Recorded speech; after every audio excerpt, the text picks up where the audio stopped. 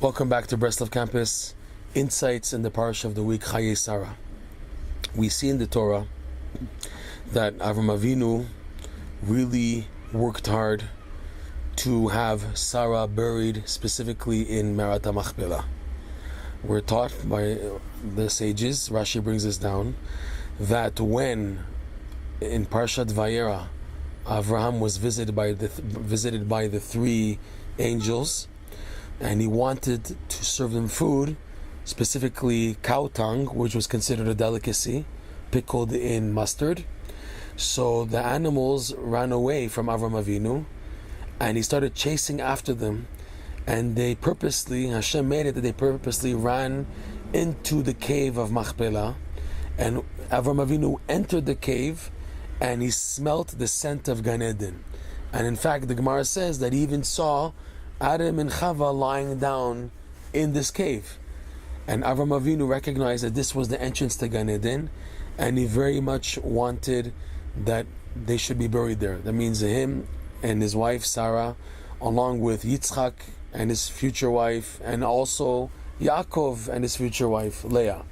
So he worked very hard. The Torah goes into this week a lot of the give and take, the Masau Matan, the business dealing between Avraham and Ephron, in order to actually buy and finalize, officially buy without any what's called complaints, irurim in Hebrew, of Avraham Avinu's buying the Maarat HaMachpela. Why? Because, like the Rashi brings down, that he saw this as the entrance of Gan Eden.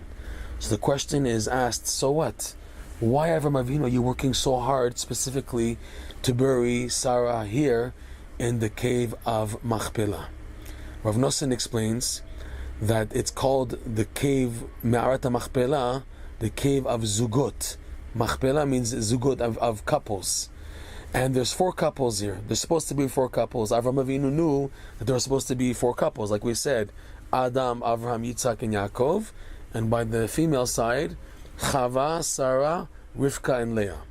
Reb Noson explains that these, compared to the 4 sections of the Tefillin, you have on the head 4 sections, 4 compartments, containing 4 different parchments, and also on the arm, in one long parchment, are also the 4 sections.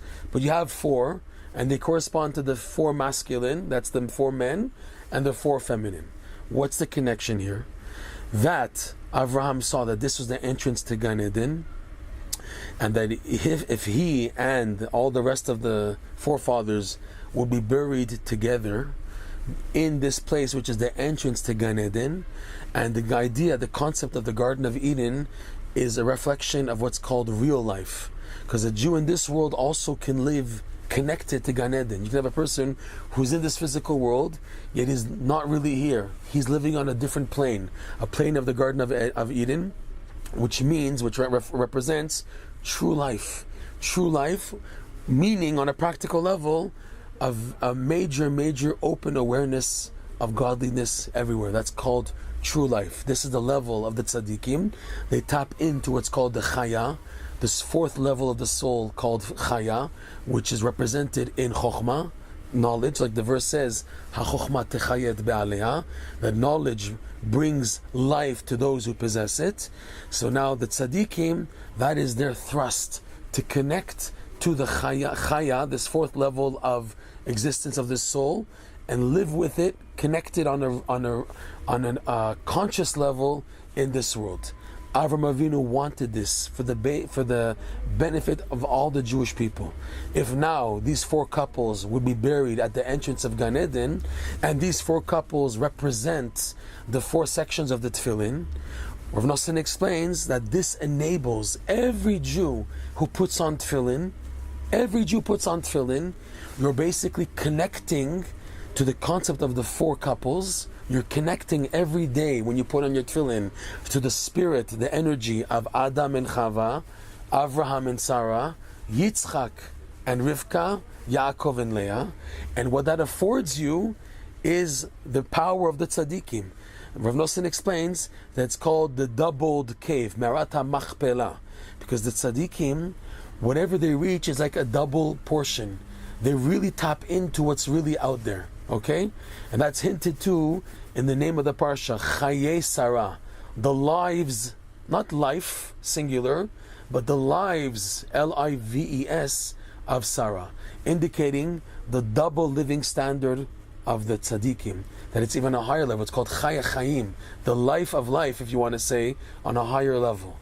And this is what they tapped into, why Avraham Avinu worked so hard to make sure to purchase this land and that the patriarchs should be buried together with Adam, creating these 4 couples, so that the Jewish people, when they wear the Tefillin, and as we know, the Tefillin connect every Jew to the Chai, life, because it says that the Tefillin, Hashem aleh, the verse in Yecheskel reads, Hashem alechem yichyu, God is upon you and you shall live. And the rabbis learn out from this verse that this is referring to the Tefillin which are on the head, which are on the body.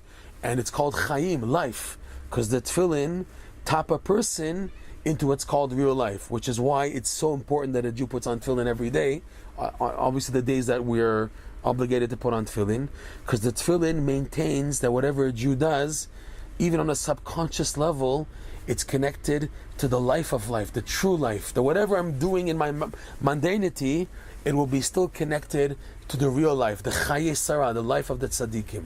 That's why Reb Noson explains it's so important to put on Tefillin, and what the Tefillin afford a person is this connection. It's an amazing concept when you think about it.